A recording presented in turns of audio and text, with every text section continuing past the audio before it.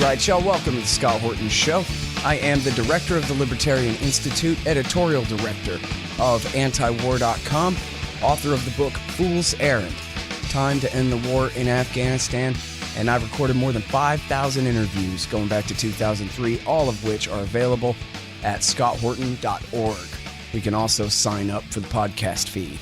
The full archive is also available at youtube.com/Scott Horton Show.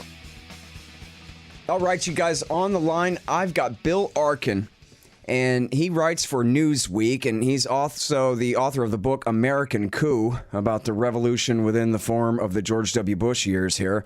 And this is, I think, the most important article he's ever written, and that's really saying something here, I think. Exclusive at newsweek.com. Exclusive. Inside the military's top secret plans if coronavirus cripples the government. Welcome back to the show, Bill. How are you? Thanks for having me on, Scott. Very happy to have you here. So, con plan this and con plan that, and the military is really getting ready for the worst case scenario here. You want to just take us through it? Where you want to start? Well, I want to start by first saying that the military is like the rest of America. And that is to say that they are just as worried for themselves and their families as are the rest of America. And it's a really important point to make. Of course. And also I get the sense, speaking to people in the military, that they're not necessarily dying to, I know that's the wrong word, engage in operations or missions on American soil. It's not what military people are trained to do. It's not what they're prepared for. And especially right now in the American military, when it's fighting wars overseas that we don't even pay attention to. I think there's a lot of people who feel like it's not the first resort, the military, not even the National Guard, which in some ways is a force that's to be distinguished from the active duty military because of its state status. But again, the National Guard's use as a law enforcement force or as a force to enforce the law, it's definitely not the first choice, and it shouldn't be the first choice. So having said that people who I speak to in the military themselves are skeptical of the use of the military and feel like the federal government is itself not even necessarily the first resort, that the states and local communities really have much more to do here in dealing with coronavirus. They are directed to and responsible for looking at the defense of the United States and the continuity of the U.S. government. And there are many plans written, some well-known and some highly secret, that lay out not just the continuity of the presidency and the continuity of the government, but also everything that ranges from dealing with civil disturbances in America and the outbreak of violence all the way through to the imposition of martial law. Yeah. All right. So I guess let's start with the National Guard there, as you mentioned, and their role and how the law describes their role as assistance to civilian law enforcement on the state level and the power of the president to nationalize them for whichever purposes. And actually, really, maybe we should start with the Posse Comitatus Act and the Insurrection Act, so we know in normal times what the law is supposed to be about how these things are decided. Okay, well, first, let's just make it clear that there is something called the National Guard. It's in many ways has a dual status. First, in its state status, it works for the governors and is constituted as what is called the militia in the Constitution of our country. And there are 450,000 or so National Guardsmen and women around the country, all assigned to states and state units. That National Guard can also be federalized as a part of the reserves of the active duty military. And that requires orders that either come for individual units, say, for instance, when they are sent to Iraq or Afghanistan to fight, or in the case of, say, a post 9/11 reaction when National Guardsmen were activated to serve at airports and train stations and the like. So there is a National Guard, and then there is the military. And the military, when I say the military, I mean the federal military, the U.S. Armed Forces, which is a separate force from the National Guard. And that force, the federal armed forces, are restricted from engaging in law enforcement on American soil. And that's an important distinction. They're not necessarily restricted from engaging on law enforcement, either in enforcing their own laws internally, nor are they restricted from engaging in law enforcement overseas. But in a long series of traditions and controversies that have gone back to pre-Civil War era, the use of military forces as a posse comitatus, that is, a force called out by the sheriff in order to enforce the law, has been restricted. Now, there are three exceptions to this restriction, posse comitatus. One of them is if the military is used in accordance with the law, which is to say that Congress has said specifically that the military can operate on domestic soil in the conduct of enforcing the law. And the number one exception that Congress has ruled on is the drug war. So the U.S. military is involved in the drug war and in the interdiction of drugs, including inside the United States. And that is a lawful mission of the U.S. military that does not violate posse comitatus. The second has to do with weapons of mass destruction, either reacting to a weapons of mass destruction, a terrorist attack inside the United States, or other extraordinary missions associated with WMD, but they're fairly narrowly written.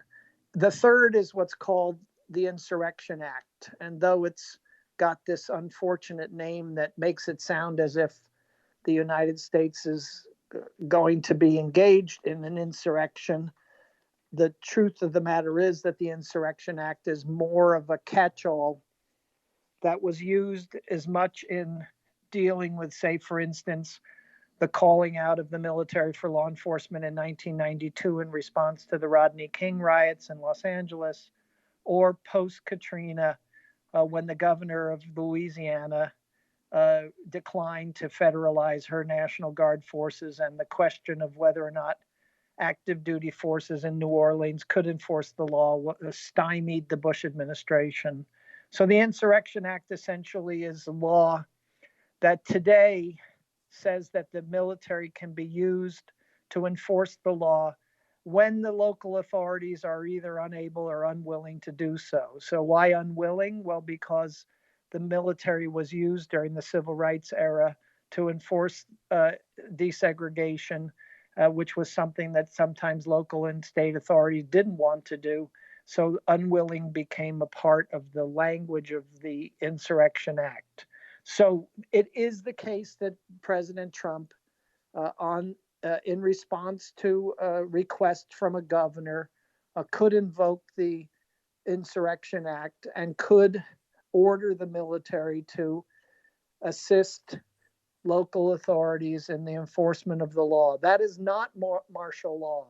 That is the invoking of the Insurrection Act, the use of the military in assisting duly constituted civil authorities in enforcing the law, either because they're not able to or because they are unwilling to enforce the law. And it's somewhat limited, and it's also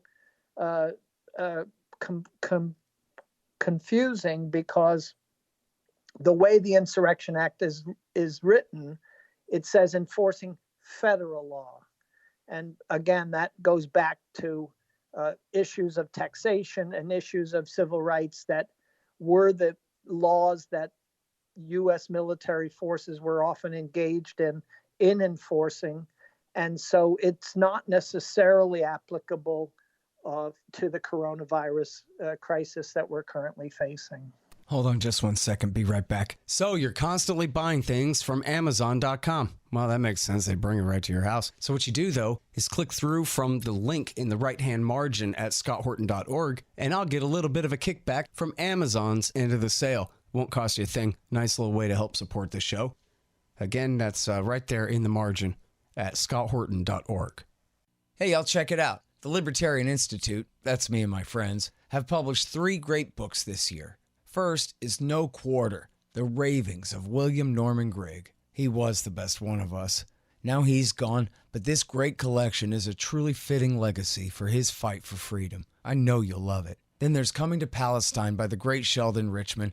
It's a collection of 40 important essays he's written over the years about the truth behind the Israel-Palestine conflict. You'll learn so much and highly value this definitive libertarian take on the dispossession of the Palestinians and the reality of their brutal occupation. And last but not least is the great Ron Paul, The Scott Horton Show Interviews 2004 through 2019. Interview transcripts of all of my interviews of the good doctor over the years on all the wars, money, taxes, the police state, and more.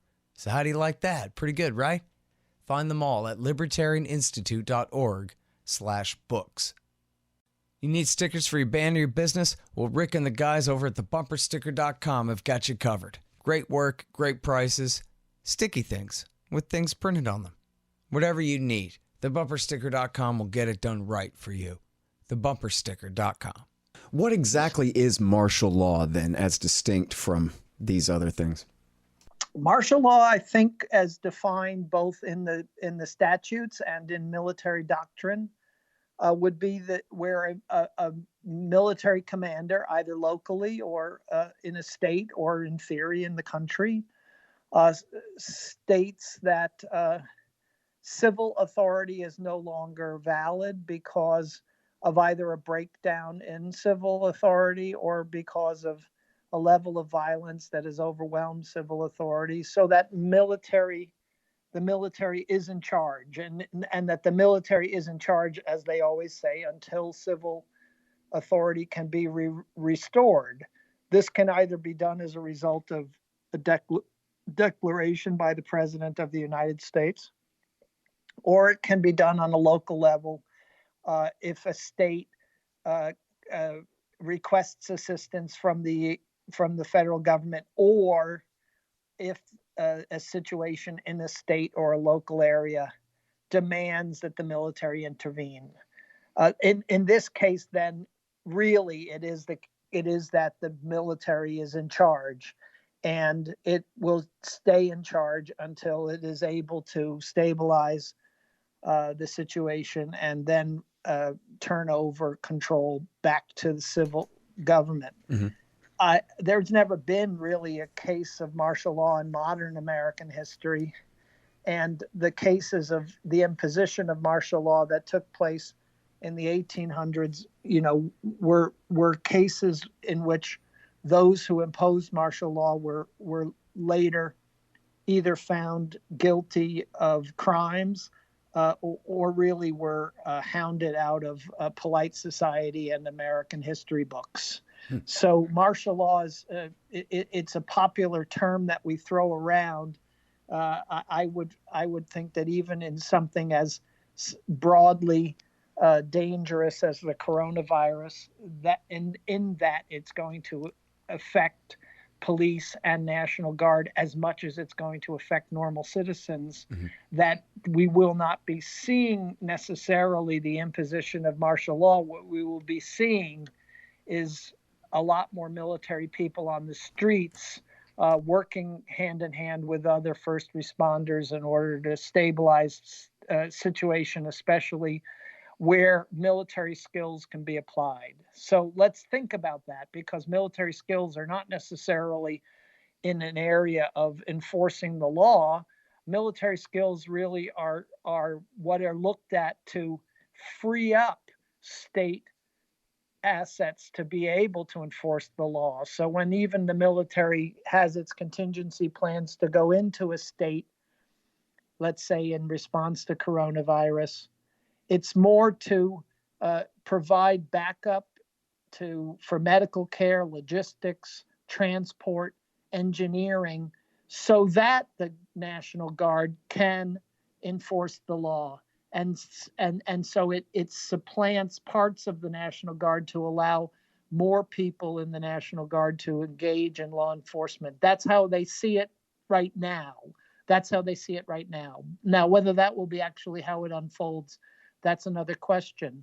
But so that really means that the military would like the National Guard to take the responsibility and like the governors to take the responsibility. Now, that doesn't mean that they don't have contingency plans, if that's not possible, but that's how they see it as of right now. Mm.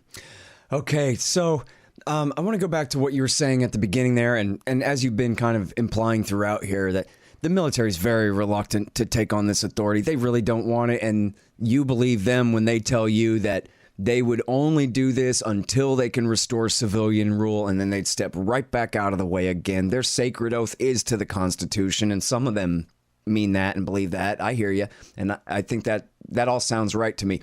But I'm reminded of a statement by former four-star General Tommy Franks a few years back, that if we were to suffer another major 9/11-sized terrorist attack, that America would probably move permanently to a military form of government. And a lot of people kind of shouted him down and said that that was really hyperbolic and he shouldn't have said that. But I wonder really about the gray area there between, no, we don't want this authority, and geez, we might just have to hold on to it. Well, I think that the bigger gray area these days, Scott, is coronavirus. So the entire paradigm of emergency response, which was created after 9/11, essentially assumed that there would be a localized emergency and that assistance would come from the outside in order to stabilize wherever there was a terrorist attack or even a hurricane or some other disaster. The problem with coronavirus, and this I've heard now from numerous people inside the Pentagon, is that there really is no outside anymore. So the entire paradigm of post 9/11 national response has to be sort of thrown out the window if indeed we're going to be looking at hundreds of thousands of cases of people who come down with virus and communities that are going to be sequestered and even quarantined. So someone is going to have to enforce those restrictions if they get worse than what we see them today. And given the projections that we're hearing, and given also how much we've seen change in the last 2 weeks, it's not unreasonable to imagine that the military will have to play a greater role.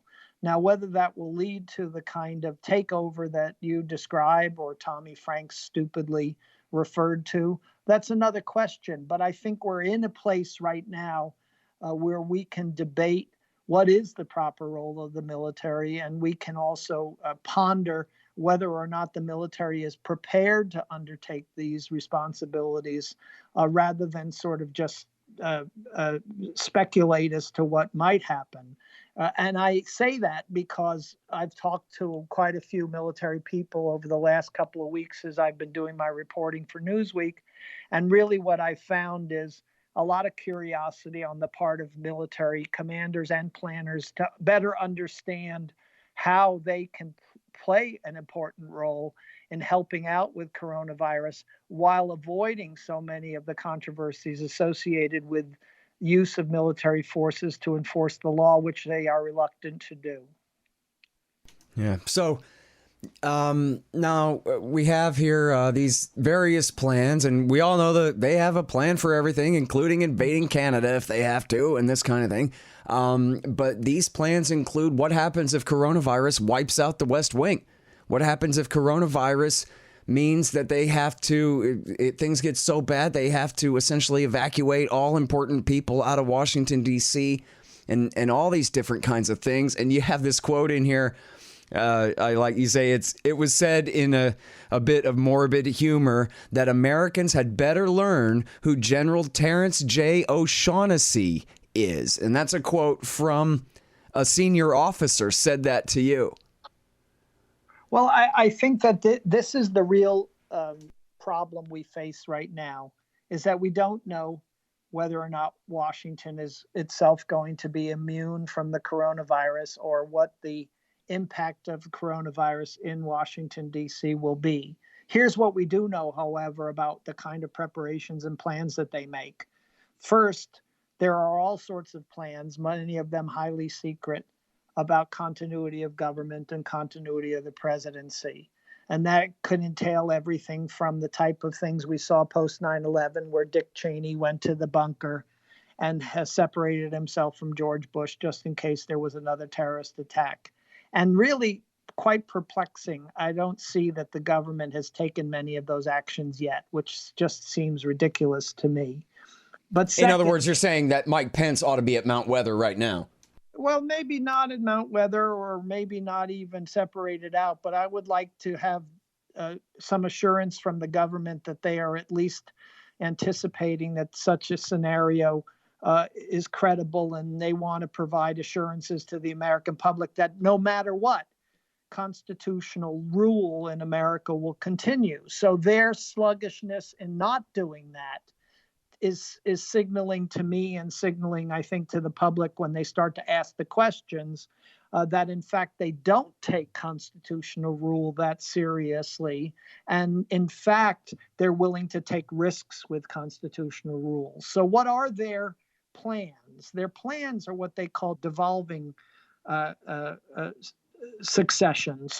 So there's succession to the presidency and succession to leadership and government agencies, and they're all laid out in a variety of laws derived from the Constitution and executive orders that say, here's the successor, actually named individuals, going down from the top of the federal government all the way to the Secretary of Education, the 16th in line to become the president, were there to be a need to succeed to the presidency. Devolvement is the creation of a second line of unelected and unappointed officials who create a shadow government, if you will, that would take over responsibility for the functioning of government were the successor line interrupted. Now, I guess on some level, I don't have a problem that there is such a contingency plan, but it seems to me that with the coronavirus, we are flirting with the possibility that devolvement will happen long before succession will ever happen.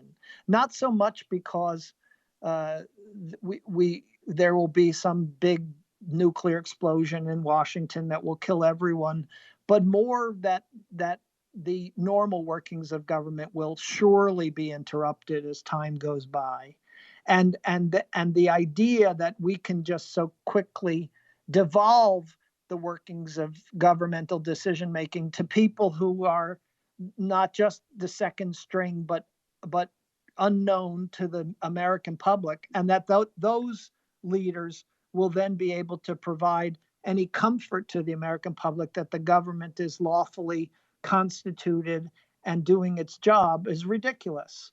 So it's incumbent upon the government to say, we are instituting our continuity plans, and we're going to do it in a transparent way so that we can make it clear to the American public that under the worst of circumstances, in fact, we are preserving the Constitution and the laws of this nation in providing leadership. But I think that there is a doggedness on the part of the Trump administration and on the part of the continuity folks who I think are really lost in their own world of secrecy, not to do that.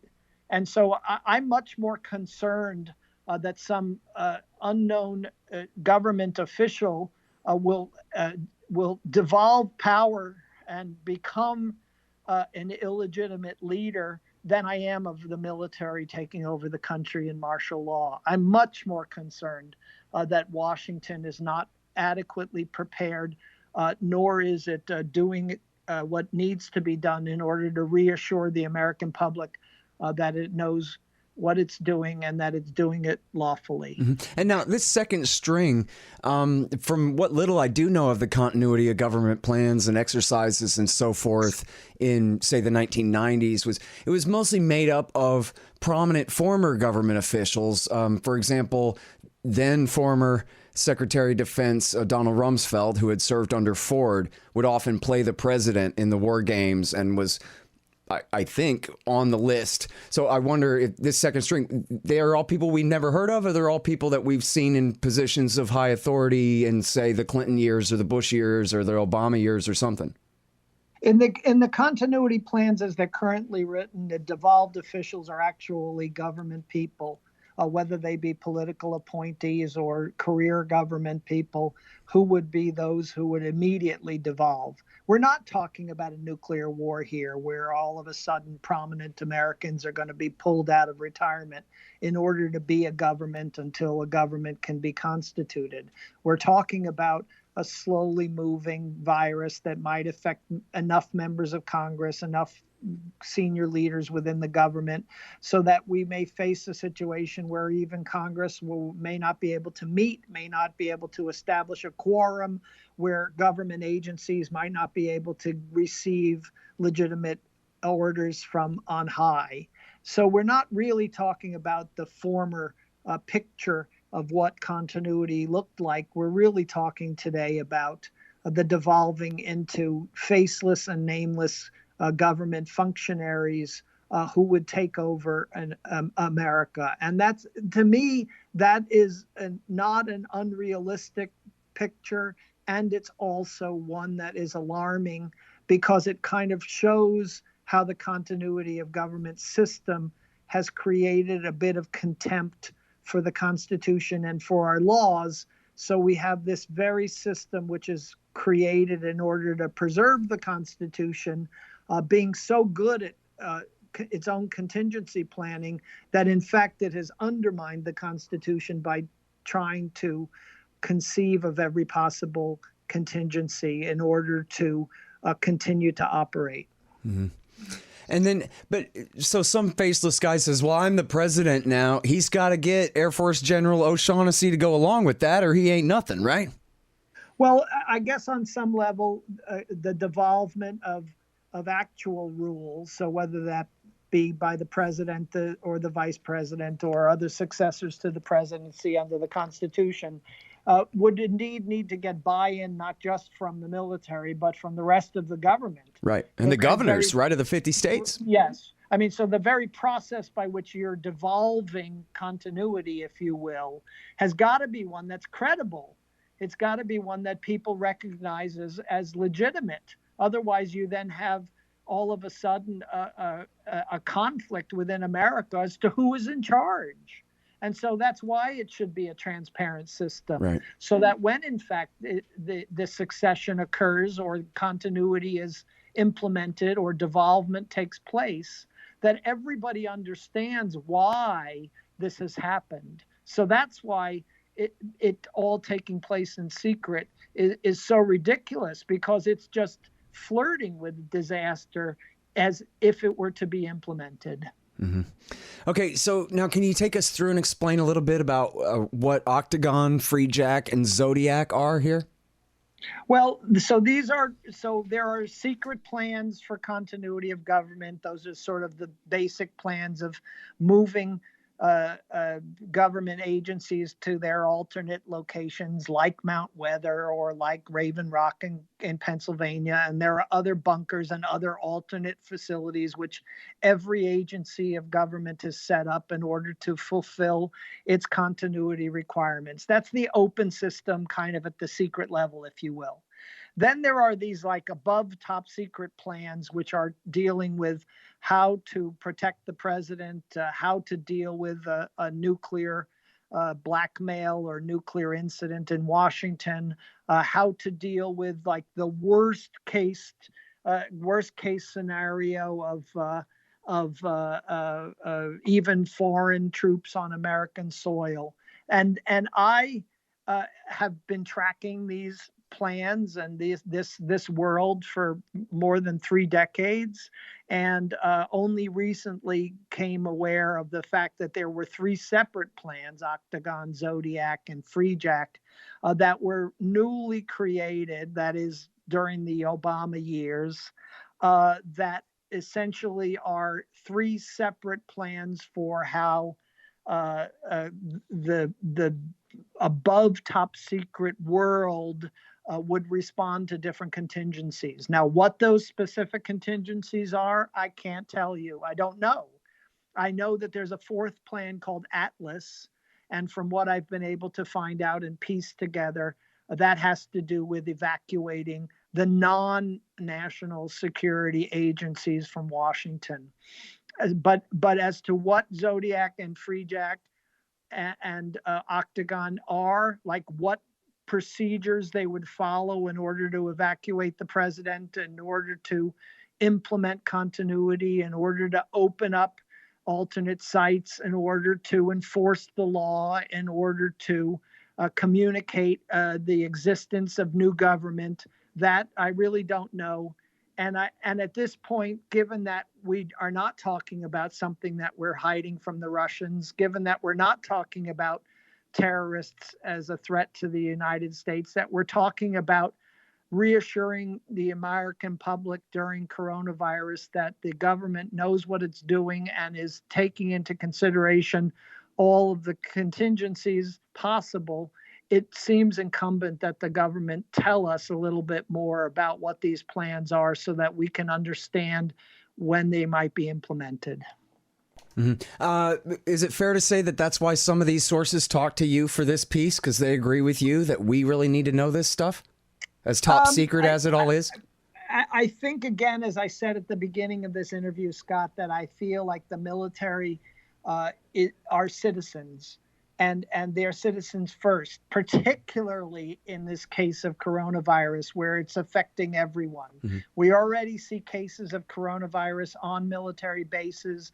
We already see military forces that are restricted to base, domestic travel that's been restricted, military people who are stranded overseas, either in military exercises or other missions or other orders where they got stuck in the coronavirus stop of travel. So like everyone else in American society, they and their families are vulnerable. So more than ever before in my 30 plus years of covering this subject, I get a sense that the military is as nervous as the rest of America is about what the future holds. And as much as anyone else, then, therefore, they want to have 2 things. 1, they want to have safety for their families. And 2, they want to have confidence in government that it knows what it's doing. And right now, I'm afraid that they have neither. Yeah. All right. Well, everybody, that is William M. Arkin. He wrote the book American Coup: How a Terrified Government is Destroying the Constitution. And here he's in a race with me right now with his next book coming out, Ending Perpetual War. And he's writing here at Newsweek, exclusive, inside the military's top secret plans if coronavirus cripples the government. And we're leaving this story in the top section up at antiwar.com for you guys to find easily as well, too. Thank you so much for your time, Bill. Thanks for having me on today, Scott. The Scott Horton Show, Anti-War Radio, can be heard on KPFK 90.7 FM in LA, APSradio.com, antiwar.com, scotthorton.org, and libertarianinstitute.org.